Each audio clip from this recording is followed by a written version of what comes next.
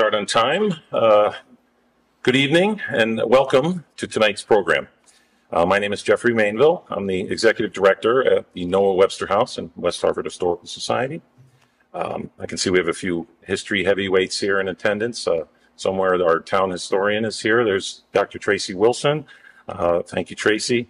Craig Hotchkiss is here somewhere. Where did Craig go? Hi, Craig. Craig's a longtime history teacher and also registered, the first one to register for this program tonight.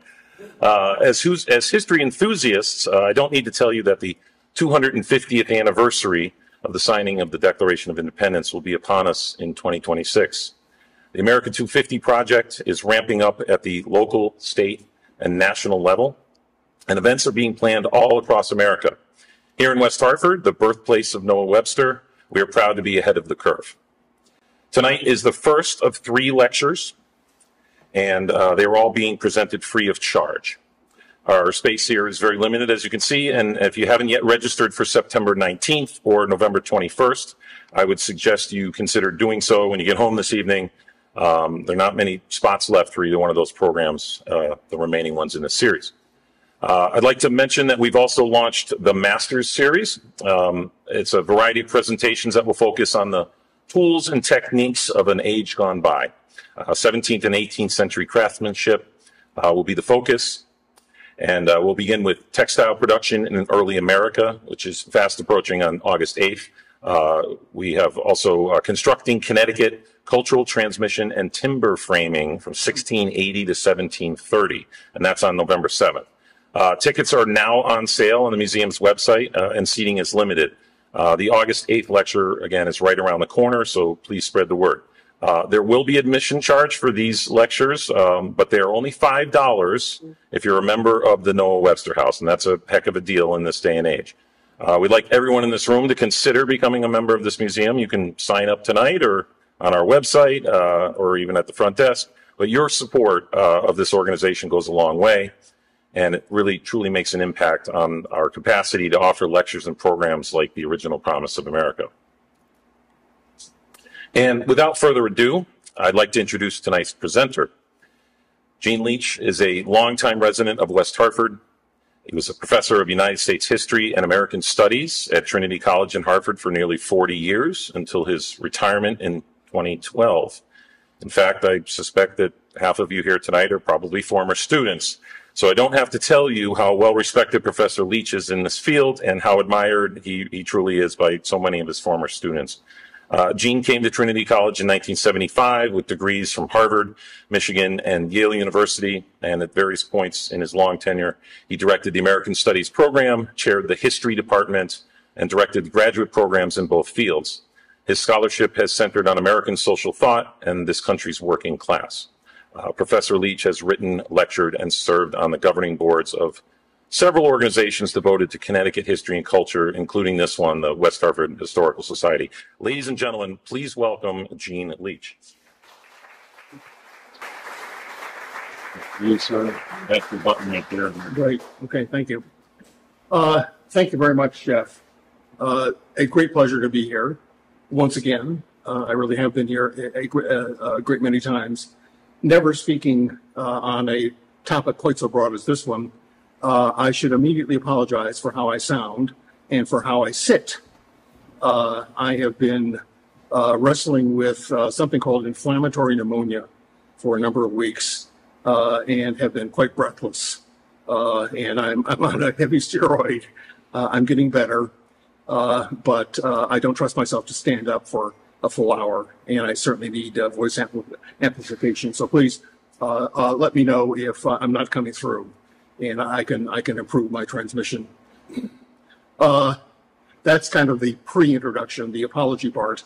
As Sheila Daly, the excellent curator here, told me when I was kind of lamenting the fact that I would be speaking from a sitting position, which is not usual. By the way, it does have the advantage that it will keep me from talking down to you. I cannot preach. And I think I do have that impulse, but I just now can't do it. In any case, even before I launch into the rest of my introductions, I'm still not pre-introduction. I should note that I'm going to illustrate this talk with a number of images from the Yale University Gallery of Art, which is a wonderful institution, only 40 miles to our south, which, as you may well know, has one of the best American collections in the country, even though we're close to the Met and the MFE in Boston. Yale is no slouch, not least because the Yale Gallery was begun with 62 paintings done by the greatest painter of actually not just the greatest, the painter of the American Revolution, John Trumbull, son of Governor Jonathan Trumbull of Connecticut, and one-time aide-de-camp to Washington. Became an artist after his service in the war. In any case, 14 years ago, the Yale Gallery exhibited this show titled Life, Liberty, and the Pursuit of Happiness. Magnificent show, and I really wanted to use cuts from this book exclusively, simply because they're all available at Yale, and I think it's a great resource for all of us. I really love the place. I reviewed the show years ago. Can't even find my review, but in any case, everything that you will see me show you, you can go down and see on the walls of the Yale Gallery. Which, by the way, dates from 1831, but I have too much information, which is exactly why it's probably a good thing that people are watching my Look Placid. Anyway, two genuinely introductory remarks, and by the way, you see a lot of paper here. This is still the setup. I love quotations, always have. I think it's more important to hear the historical actors speak than the historians, particularly when it comes to the founding of the country, which is filled with brilliant and sincere rhetoric. You're going to hear some of it. So I'm going to be quoting a lot. I will try not to read directly my own text, but I will have to read the various quotations. So don't be too spooked by the fact that I have 20 pages here. There's nothing per page. It's all a blind. First, let me say something about you. I'm grateful for your presence here. These are kind of hard times, I think, to take time out and look backward.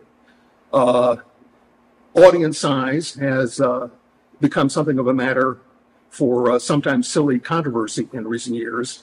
This is a quite handsome audience, and I take that as a credit to West Hartford and to Greater Hartford as a whole.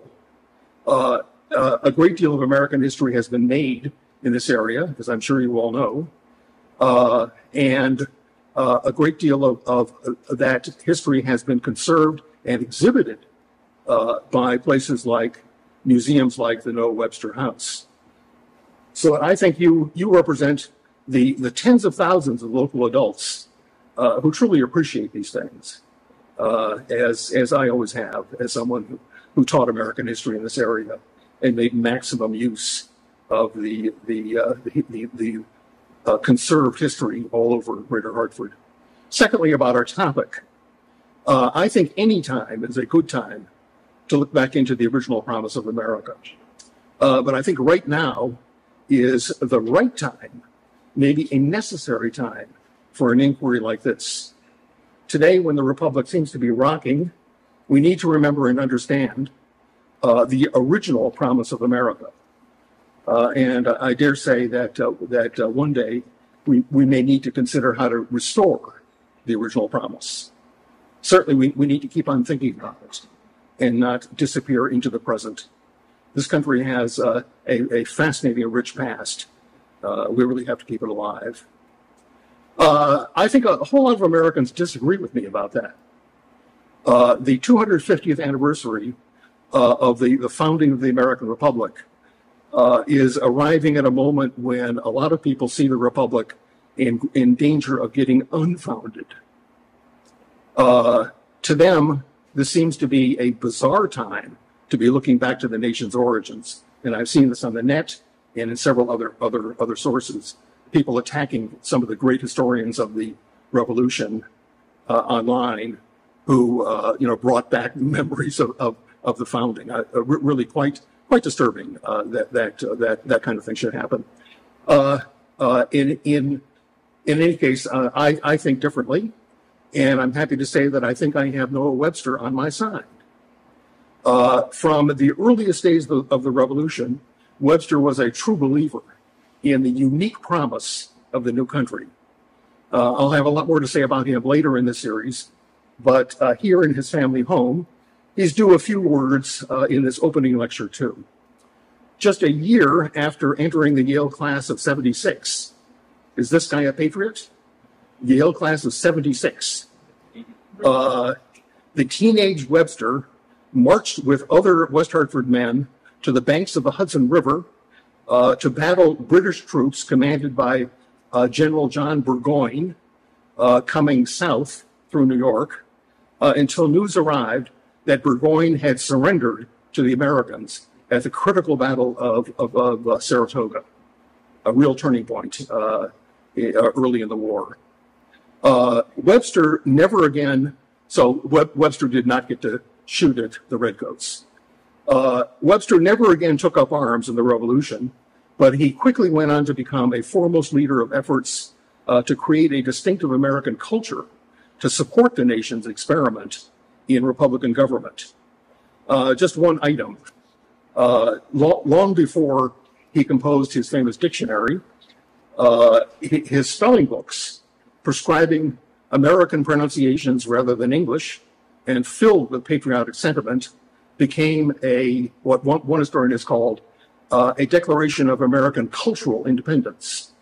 And I really think that in terms of working on an independent, critical American culture as opposed to a political system, Webster ranks number 2 only to Franklin. I'm not sure that Webster, knowing his personality, didn't think he ranked first, but we can't ask him. It's estimated that over the 19th century, Webster's spellers reached more Americans than any book other than the Bible.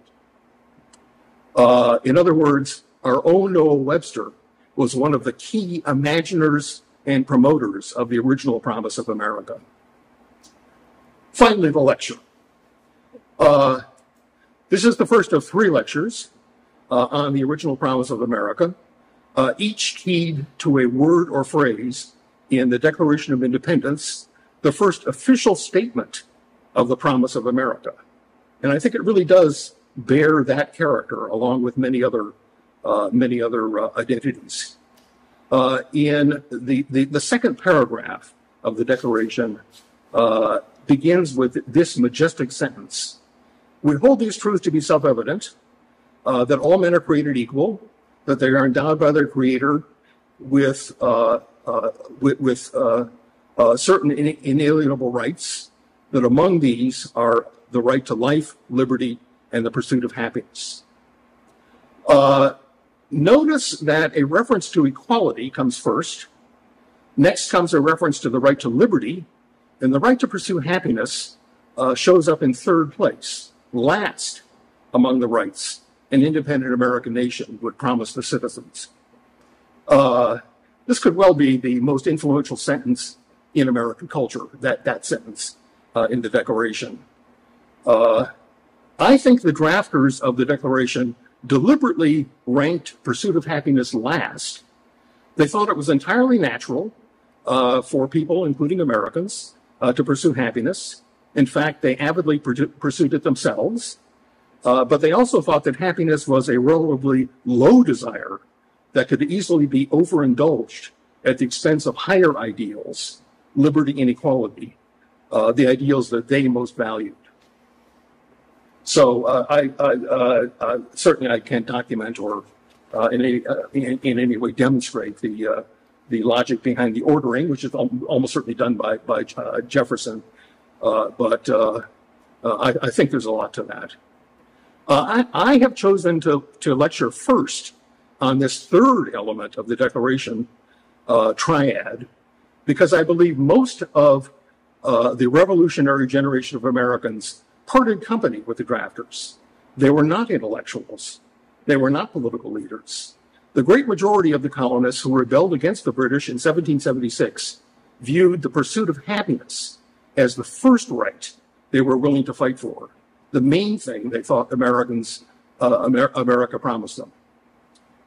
They craved liberty, of course, loved the word liberty, used it constantly, much more than happiness, but they craved liberty chiefly to enable them to pursue happiness however they wished to pursue it.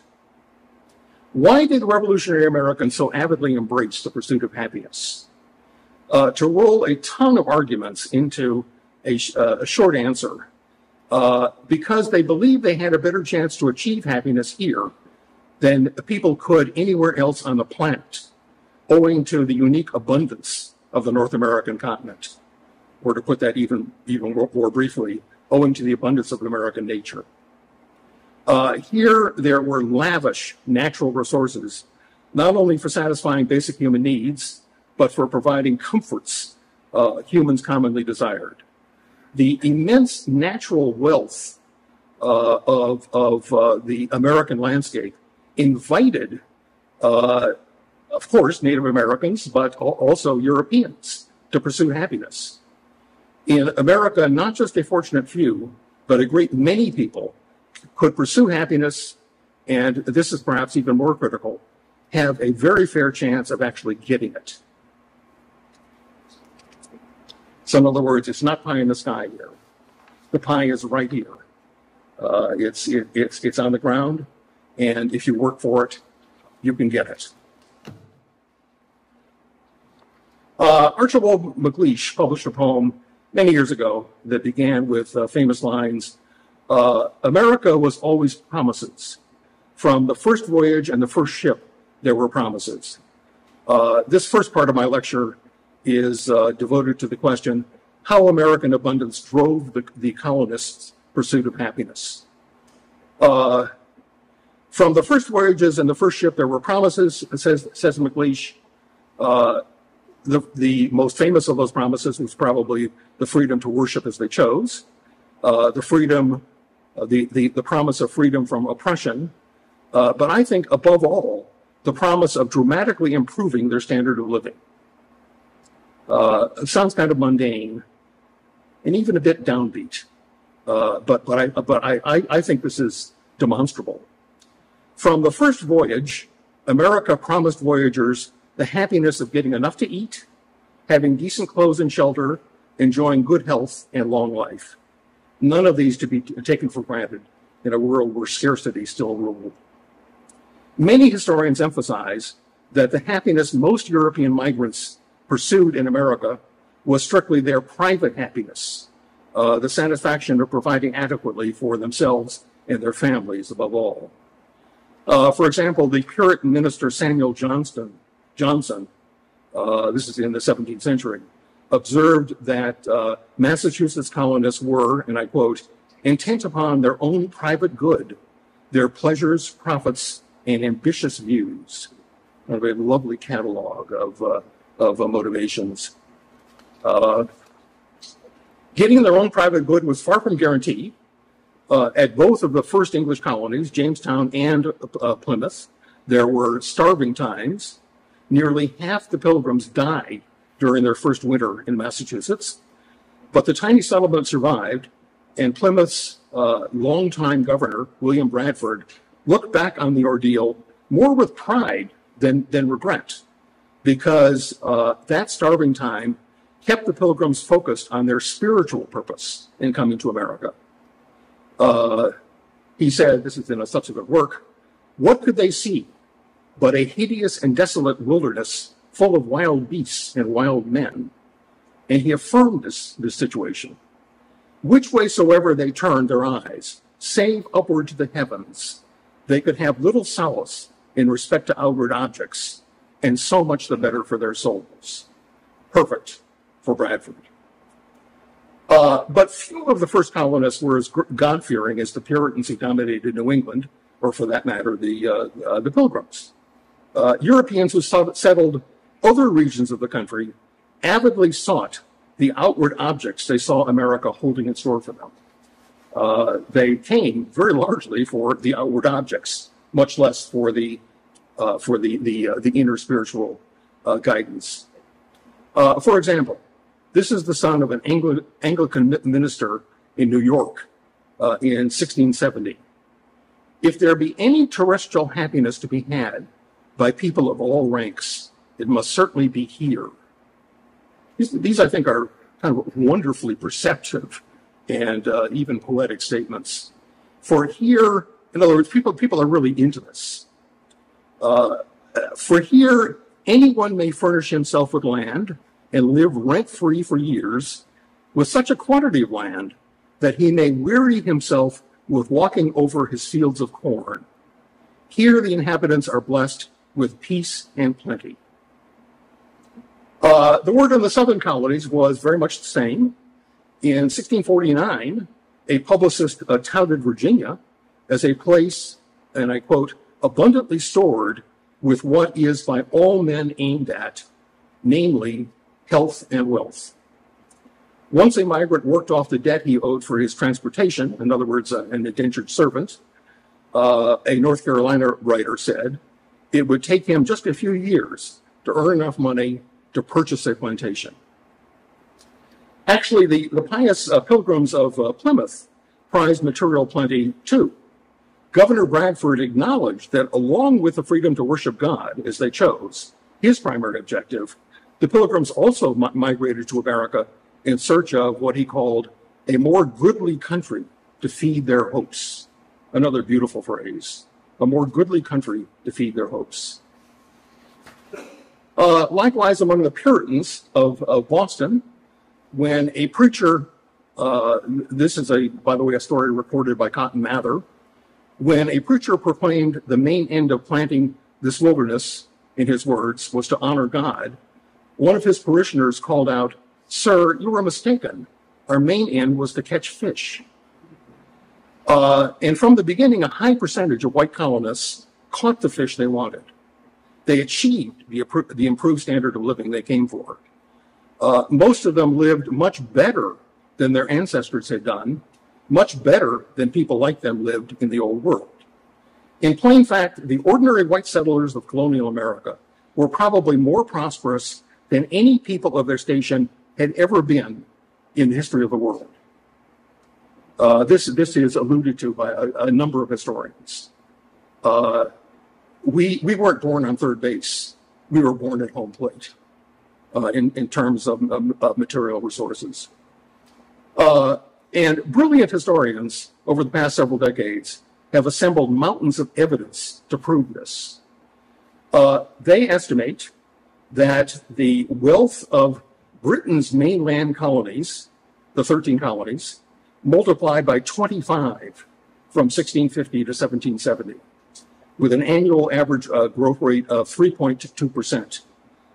Actually slower than some growth rates in our own time, but fantastic for the 17th and 18th centuries. This was double the growth rate of the mother country, Britain. Two differences, I shouldn't say two differences. The main difference between Mother Britain and her colonies lay in easier access to land. So much land, and often very fertile land. Benjamin Franklin did not exaggerate when he wrote in 1751, land being plenty in America and so cheap that a laboring man who understands husbandry can in short time save money enough to purchase a plantation. Probably the foremost living historian of the Revolution, certainly one of the greatest ever, Gordon Wood, notes that in the mid-18th century, 2/3 of American farmers owned their land, compared to just 1/5 of British farmers. 50 years later, for every English owner, there were 5 American owners. Just 3% of Scottish farmers owned their land. Very, very different geoeconomic and socioeconomic situation. Matters were somewhat different in the heavily populated southern colonies, where there were increasing disparities of wealth between ordinary farmers and planters whose slaves worked baronial estates, not small plots, but large ones worked by slaves. Yet historian Jack Green argues that despite this difference, Southerners too thought of British America as a place where free people could pursue their own individual happiness in safety and with a fair prospect that they might be successful. Outside the South, white colonists were growing not only wealthier, but more equal in wealth. Fewer and fewer started out as indentured servants. It's estimated that in the mid-18th century, maybe about 1760, as many on the order of half of all white migrants came here as indentured servants. In other words, in a state of modified freedom or simply less than freedom. 50 years later, that number had dropped closer to 15% or 10%, dropped off precipitously. In any case, throughout the colonies, fewer and fewer white colonists started out as servants, and even those who did come as servants could reasonably expect that once they paid off their debts for their transportation, they could earn enough property of their own to live a comfortable and independent life. By old world standards, not many Americans got rich. Many historians have pointed out that the whole top layer of European societies, composed of the landed nobility and gentry, was missing in America. Just as striking was the fact that among white colonists, there was hardly any bottom layer either. There were no serfs bound to land owned by lords and gents. White people who rented their farms were seldom impoverished. The abundance of fertile land open to settlement by people of modest means created a wide distribution of property and the respectability and power that went with it. Think of it. Not inequality, but a distribution of property, a widening distribution of property. A historian of Connecticut in the Revolutionary period boasted, "Ordinary people and great people are much upon a par here, and none are destitute of the conveniences of life and the spirit of independence." Relatively few colonists grew rich, but most of them simply grew. This is the most tangible proof of early Americans' prosperity. They were physically bigger than Europeans because they all ate better, even the poorer ones. Farming more acres and often better soil than European cultivators, colonial farmers raised more grain and livestock that put more protein and calories in their diets. Soldiers in the Revolutionary Army stood an average astonishing 3.5 inches taller than their adversaries in the Royal Marines. If you can imagine this, these are mostly people of English extraction. Here in America, they are 3.5 inches taller. It's like the Watutsis compared to shorter Africans. I think that's a, if you have to grab one indicator of the astonishing prosperity, the astonishing availability of happiness in America, that would be it. And one could really embroider that. Lifespans are clearly much longer, and et cetera, et cetera. Even before the revolution officially ended, the great revolutionary pamphleteer Tom Paine exulted in its results. This is Paine. There are not 3 millions of people in any part of the universe who live so well or have such a fund of ability as in America. Topic number 2. How the revolution supercharged Americans' pursuit of happiness. Tom Paine used a sentence to capture the effects of the revolution when he spoke the sentence that I just quoted. Gordon Wood, needed just one word. The revolution, he said, transformed America. He titled one of his books, The Radicalism of the American Revolution. And at this point, I'm going to begin the pictorial part of the lecture. This, by the way, is a very nice opening cut that you now see. But this is perhaps an even more beautiful picture painted by Hartford's own Frederick Church.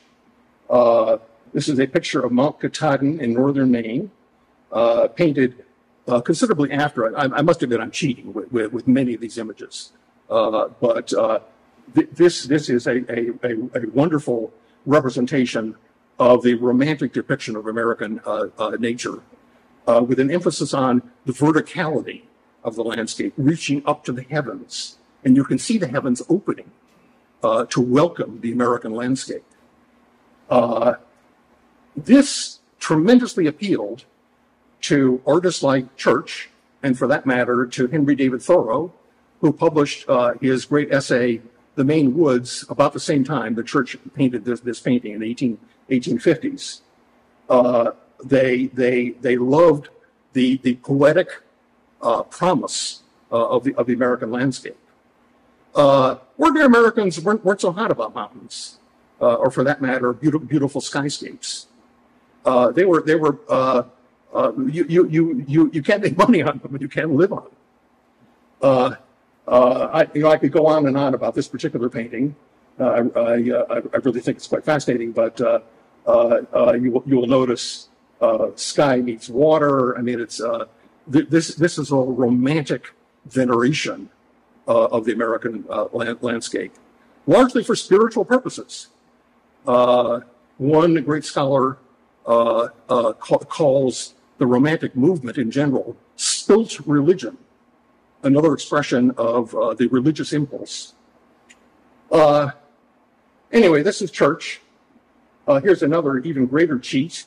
This is a painting from 1863. At least it's in the right region, New England. This is Martin Johnson Head, Lynn Meadows. And it's a particular cheat because it even has a railroad in it. But actually, that's one could almost predict that the American landscape would invite railroads, partly because of its horizontality, not its verticality. And what appeals to me about this painting, it's at Yale, is its depiction of the expanse available for settlement. It is indicative of the vastness of America. Ralph Waldo Emerson, in one of his journals, said, Americans love the exact and the vast. They want the mathematics and the poetry. I have to say that intellectuals wanted the vast and the poetry. Almost everyone else wanted the exact and as it were the mathematics. In any case, here's Martin Johnson Head with a painting that depicts what earlier artists would not have done because they would have regarded it as rather vulgar and quotidian. On the other hand, I would submit to you that for most Americans, this is the most glorious depiction of America. There were very few intellectuals who fell for nature. There weren't many Emersons and Thoreaus and Frederick Churches. There were a great many farmers who came here for good land and as much of it as they could get. Another along the same lines, even more of a cheat, 1866, Worthington Whitridge. This is from New Mexico, the junction of the Platte Rivers.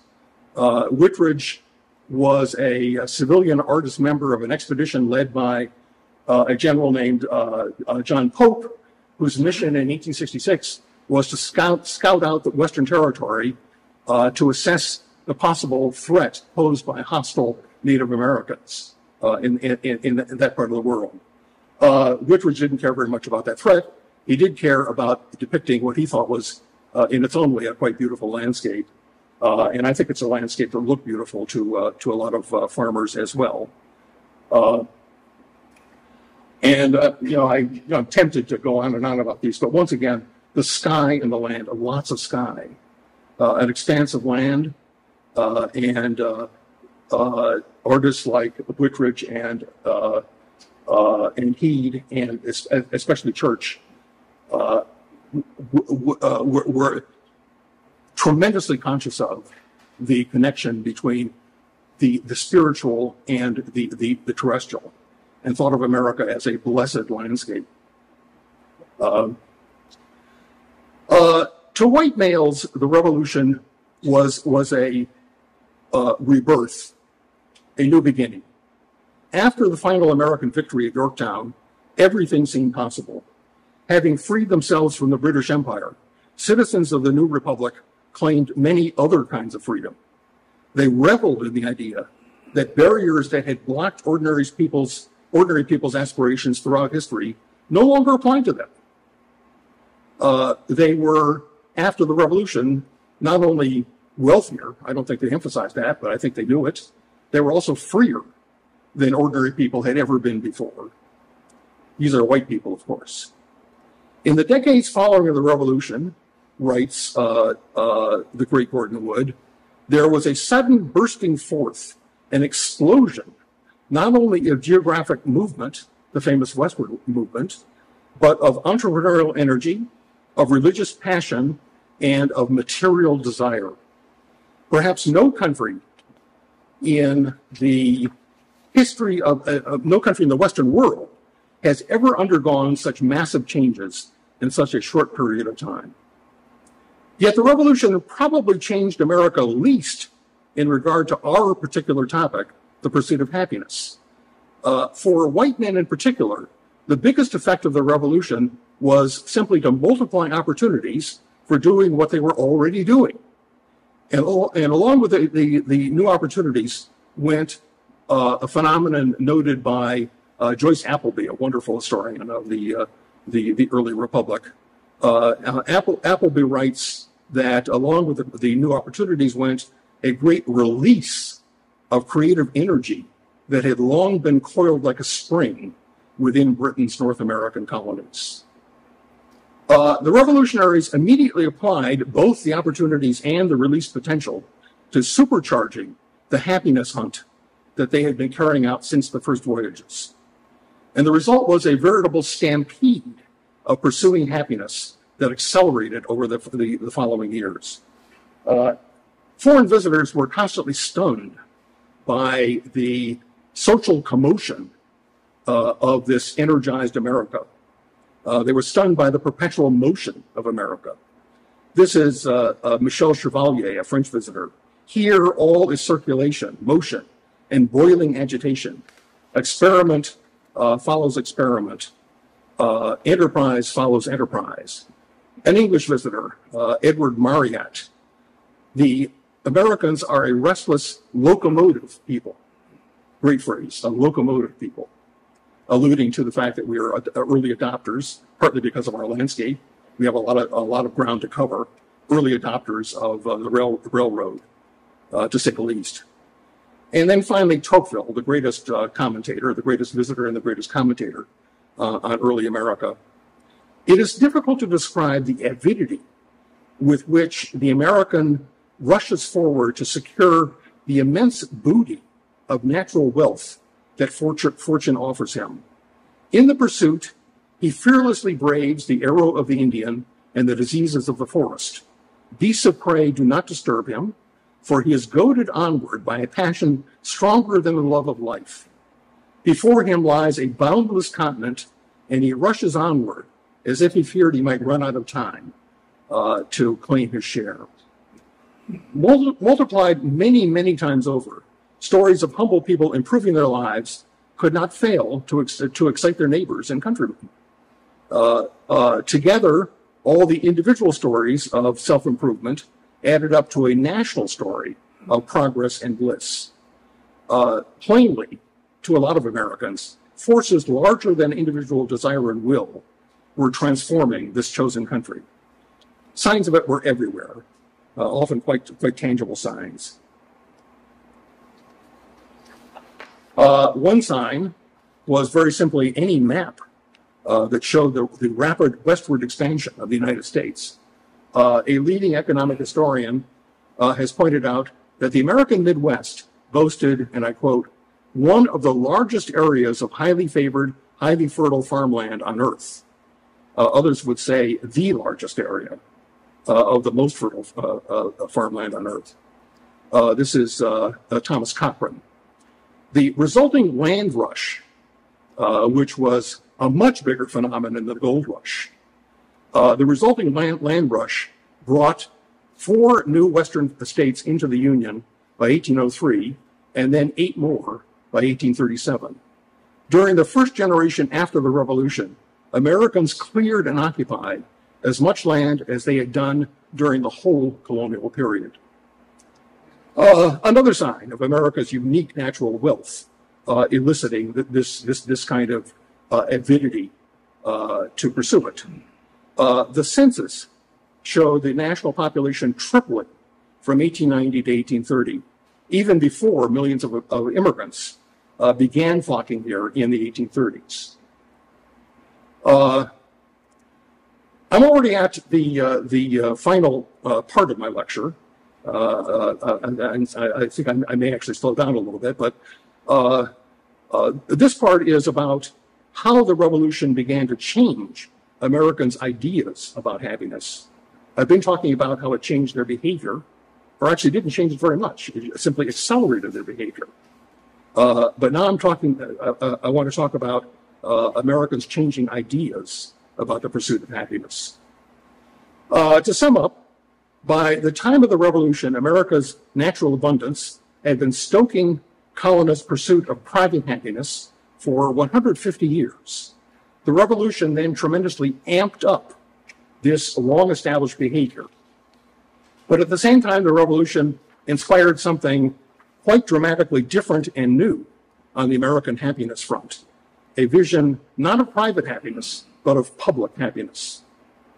It was a vision of using America's natural wealth to create a whole new kind of society wherein everybody would be happy. This would be a Republican society befitting the new Republican government, complementing the new Republican government. In such a Republican society, people would continue to seek their private happiness. But you know, I've actually skipped one part of unfortunately I missed something that I will have to go back to. But in any case, in this kind of a Republican society, people would continue to seek their private happiness, but they would value the happiness of others too, on the theory that others' happiness helps sustain theirs. And at this point, I think I will go back and recover parts of the story of the Revolution, a little bit out of order. I apologize. This image is by the silversmith Paul Revere, and it depicts the Boston Massacre of 1770. One of the most famous images of the American Revolution. I remember this in history textbooks 60 years ago. It's still a staple. In any case, here are the British. It's quite inaccurate. It very much emphasizes the brutality and cruelty of the English. They didn't line up and fire like this. It was a chaotic response to having been mocked by some colonials in the streets. The dying man at the bottom of the picture, Crispus Attucks, who is a long free black man, is here depicted as a white man. So we're not going there in this picture, but this is pictorial propaganda published almost immediately, a few days after the Boston Massacre, and then published as a broadside after that. This is the Jonathan Trumbull's Battle of Bunker Hill, one of the great Trumbull paintings of the Revolution. This occurred 5 years after the Boston Massacre, the first really substantial engagement. British troops, highly dramatic. Trumbull was really proud of this painting. One interesting thing about it, by the way, is that he places so much emphasis on the civility and gentlemanly behavior of the officers on both sides. On both sides.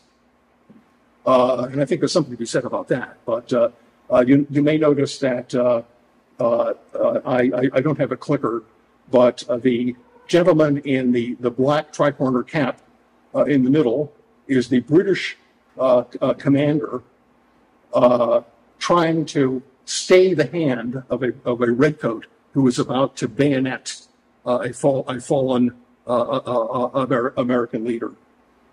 And there are many other touches like that.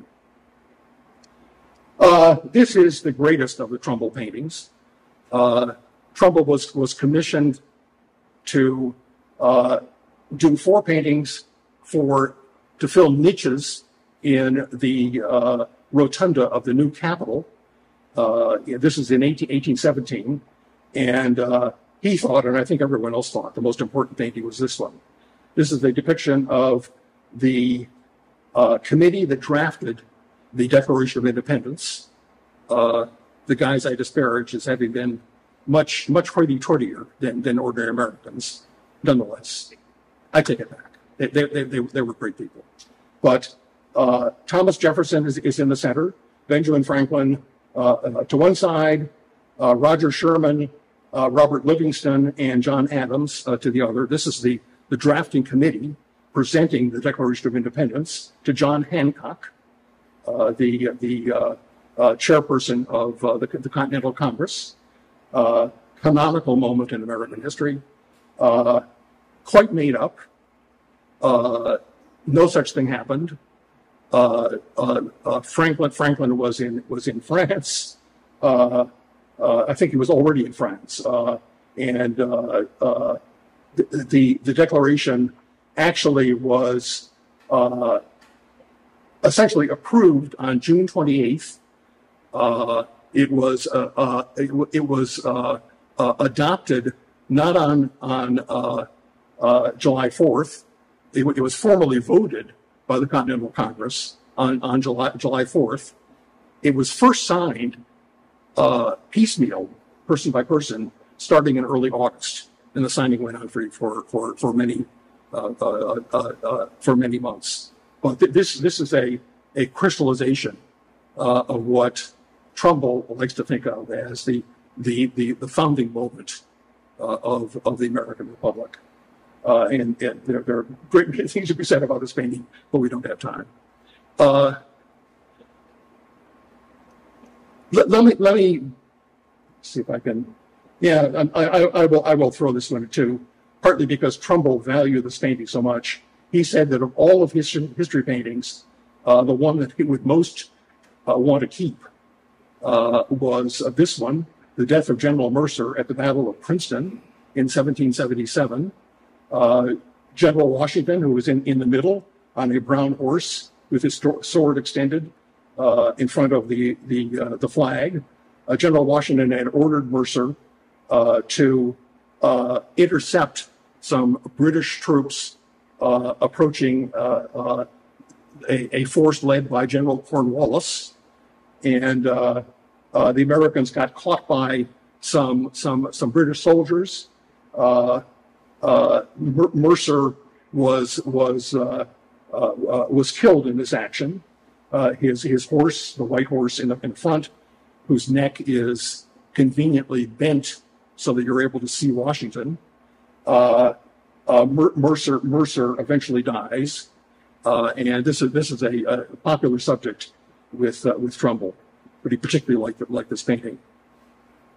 Let me resume the thread that I was starting earlier, and I was saying that the Revolution inspired something quite dramatically new on the American happiness front, a vision of public happiness, a vision of using America's natural wealth to create a whole new kind of society wherein everyone would be happy, a Republican society specifically, befitting and also complementing the new Republican government. In such a society, people would continue to seek their private happiness, but they would value the happiness of others too, on the theory that others' happiness helped sustain theirs. The basic reasoning behind this idea was as follows. Throughout human history, conditions of general scarcity had always prevailed. Wherever there were not enough resources to satisfy everyone's needs, the result was the same among human beings as it was in the rest of the animal kingdom: competition and conflict for survival. But here in bountiful America, there need be no competition or conflict for scarce resources, because here resources weren't scarce. The continent possessed plentiful fertile land, broad navigable rivers, beautiful freshwater lakes, fabulous mineral deposits, endless forests for construction and fuel, enough natural wealth for everyone. American republicanism, supported by America's natural abundance, wouldn't be only political, it would be social and moral too. It would uplift people. It wouldn't just free them, it would improve them. It would uplift them. It would bring out the best side of their human nature. This was the key moral dimension of the vision. America's natural abundance would allow men's virtue to be rewarded as never before in history. Here in bountiful America, people wouldn't need to fight or scheme to survive and prosper. Here they could gain security and the good things of life they wanted by behaving virtuously. The new republic would be a republic of virtue. This is John Adams in 1776. A republic inspires in its citizens a conscious dignity, becoming free men, and fosters good humor, sociability, good manners, and good morals. That elevation of sentiment makes the common people brave and enterprising, as well as social, industrious, and frugal.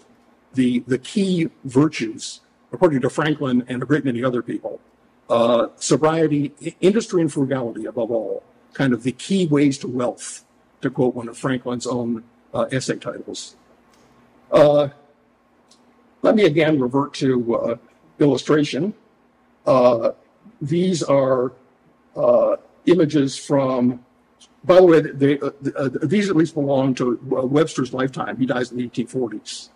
But this one is by Edward Hicks, The Peaceable Kingdom. This is one of 62 depictions of peaceable kingdoms by Hicks, a Quaker minister who was the cousin of a leader of a radical Quaker sect called the Hicksites, and painted in 1829, 1830.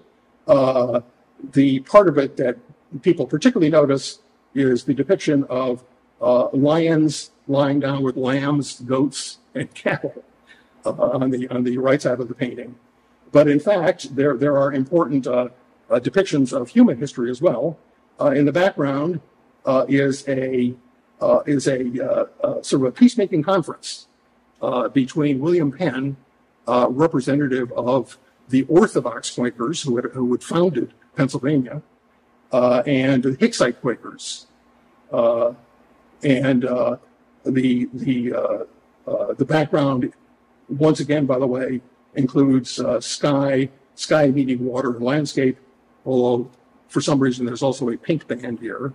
Things are getting a little surreal in this depiction.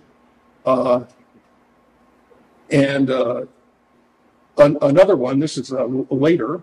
This is called The Peaceable Kingdom and Penn's Treaty.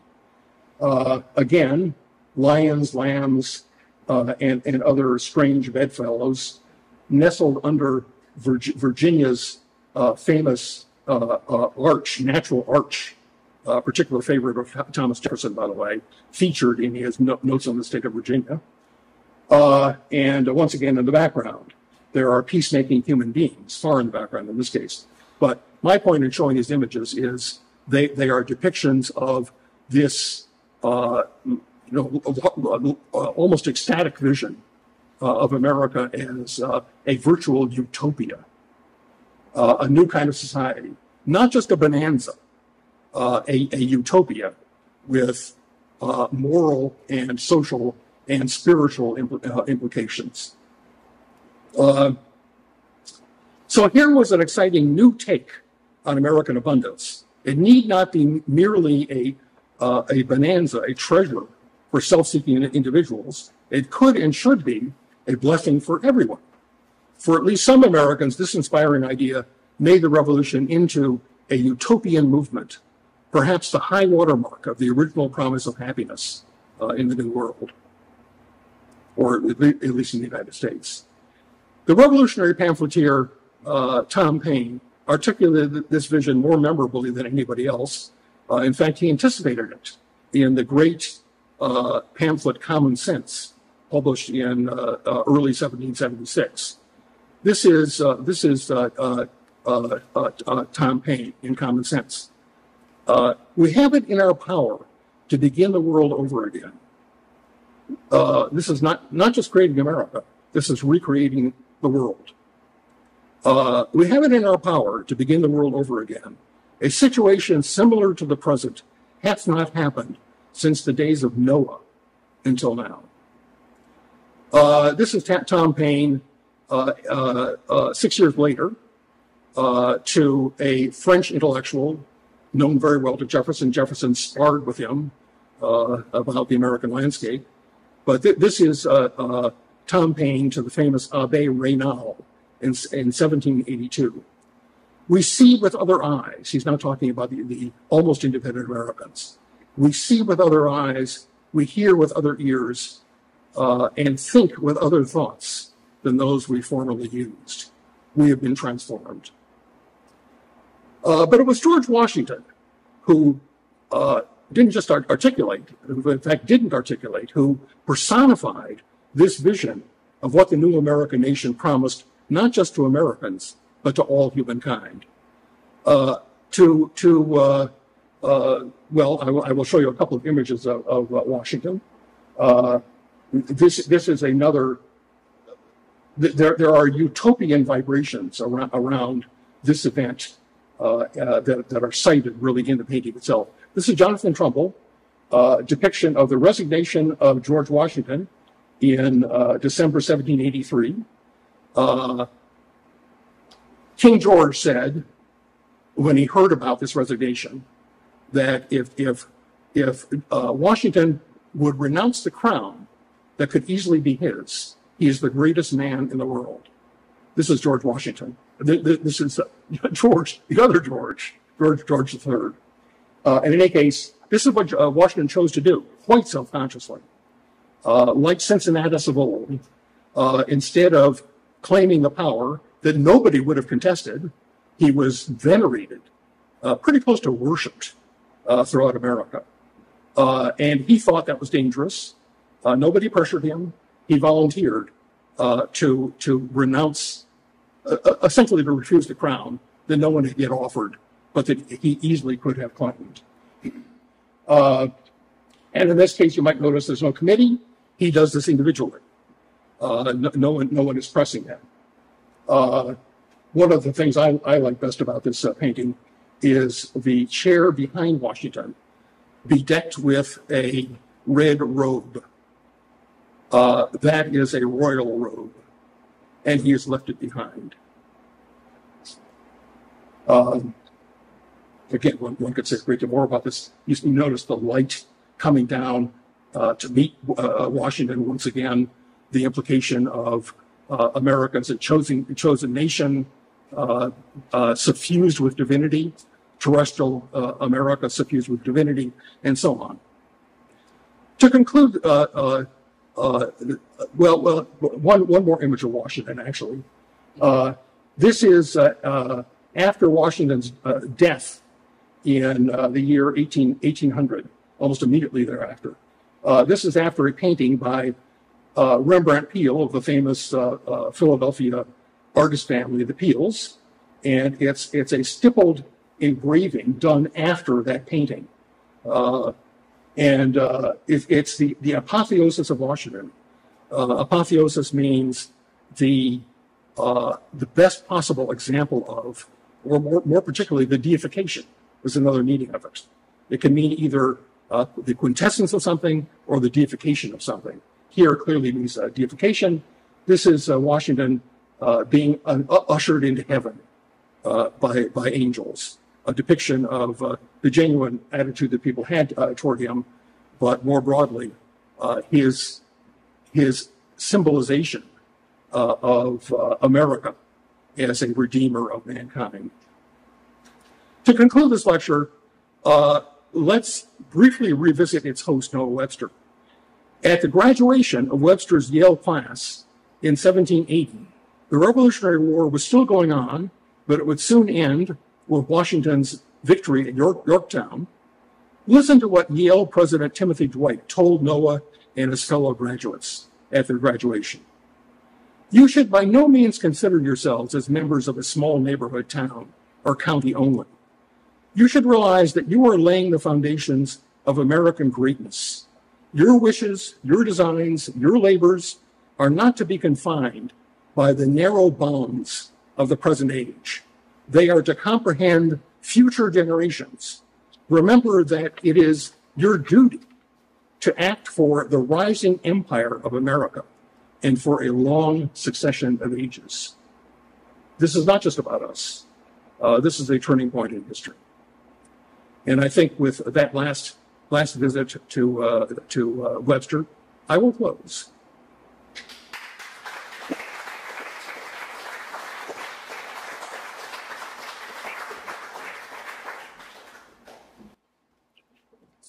I don't have any profound closing remarks, so I'll. I don't know. How can you tell? How can I follow that? Well, thank you. It's an honor to have Gene Leach here tonight. I don't know if you're up for sticking around for a few minutes for questions or chit chat, or I know you're. Well, either one. I mean, if people would like to ask questions here, or if you just want to stick around after the event. Yeah. Well, I know it's. Seeing no hands up, then you guys can mingle. And again, Gene will be back in September and November for parts 2 and parts 3. They're sign up now, and I can't thank you enough for joining us this evening. And again, one more round of applause for Gene Lee. Thank you.